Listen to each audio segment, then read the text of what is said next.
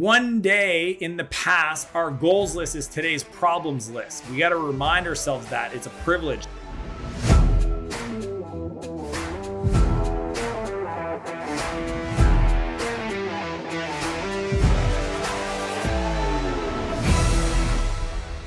You gotta make it or make it, okay? I gotta make it or make it. It's actually a lyric from a rap artist called NF. If you don't know who NF is, he is incredible. I'm a big fan of hip hop and rap, the artistry of it. And NF is one of those artists that just will pump you up and motivate you. So if you haven't heard his song, I gotta make it or make it, go check it out. My friend Keith turned me on to it.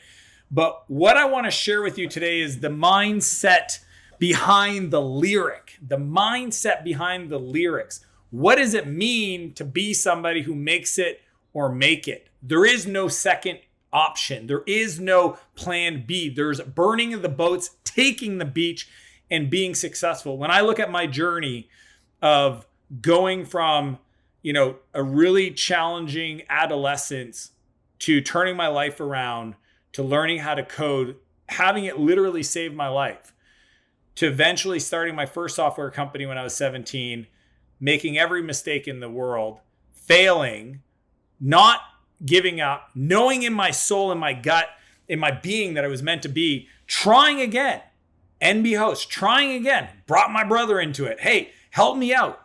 Let's do this together. Maybe that's the missing piece. I need somebody that can sell. My brother has always been the person in our family that had the gift of gab. You sell, I'll build it. And I spent all my time in a server room configuring servers, database, web servers, email servers, and still didn't make it work.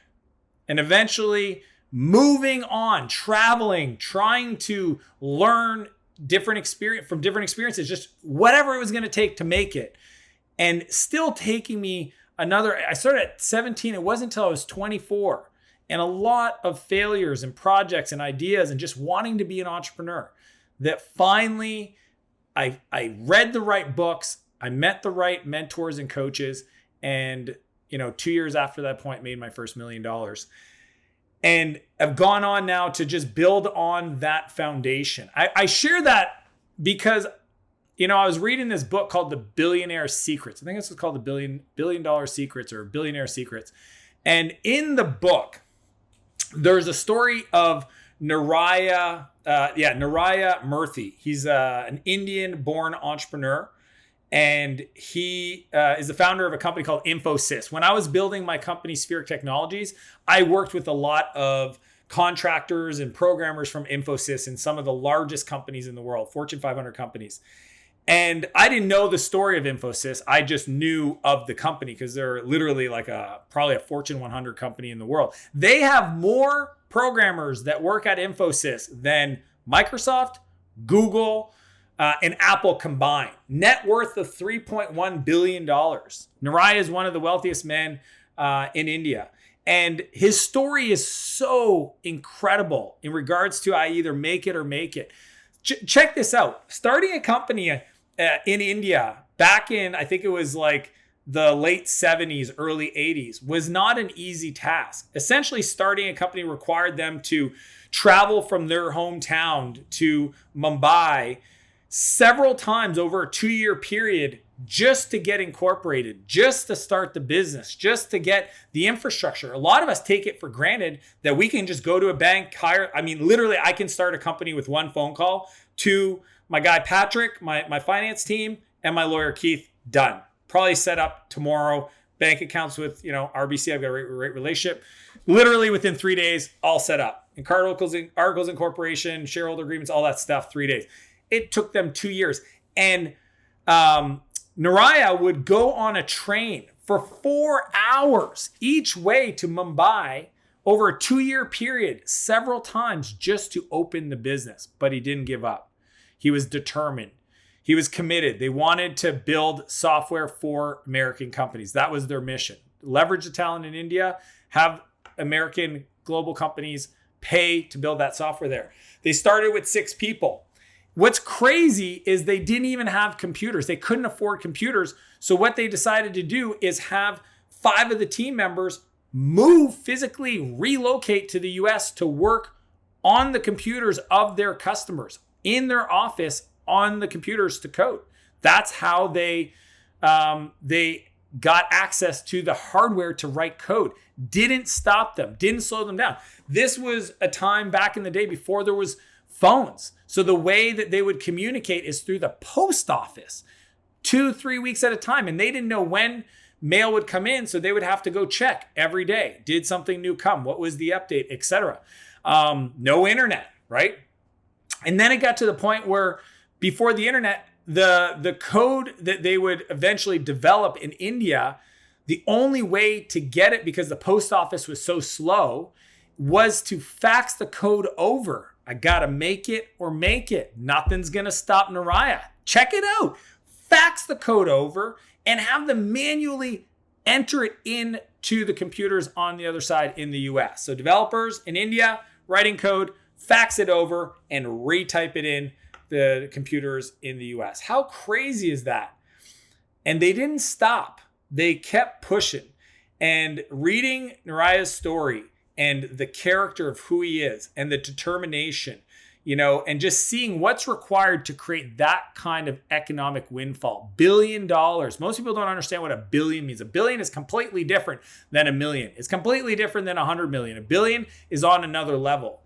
And it requires a level of confidence and determination to make that happen. So there's 3 mental shifts, mindset shifts that I want to share with you that I think will contribute to that outcome for you. Okay. The first one is I want to reframe a perspective. If you've got challenges in your business, you've got problems, you feel overwhelmed, you're dealing with, a current business challenge, a new business you're trying to start, a family that you're trying to be a great, husband or wife for, you just got all these challenges in your life. I want to remind you that at one point in your life, these challenges you're dealing with today were on your goals list of the past. Think about that. At one point in the past, you had a dream of starting a company. At one point in the past, you had a desire to be your own entrepreneur. At some point in the past, you had the vision that someday maybe you would build the business at a revenue level that you're at today. Maybe it's $1 million, maybe it's 10, it doesn't matter. Whatever challenges you're dealing with today in your business, there was a point in the past where that was on your list of goals and dreams. And now it's a reality. So I want to encourage you to shift the challenge you're facing with and realizing that the challenge is the reward. Becoming the person who overcomes those problems, able to face those challenges, to creatively solve those problems so you can move up to the next level. That is the opportunity. At every level, when I look at like how I operated when I was 26 and ran into a roadblock and almost cratered my company, Spheric Technologies, and who I needed to become as a leader, as a marketer, as a salesperson to be able to overcome the fact that I didn't have enough business, I didn't have enough cash flow to grow the business. I had grew myself actually into a negative cash flow position. Those, in hindsight, were gifts of previous desires of dreams and goals that I didn't even realize would come with the territory.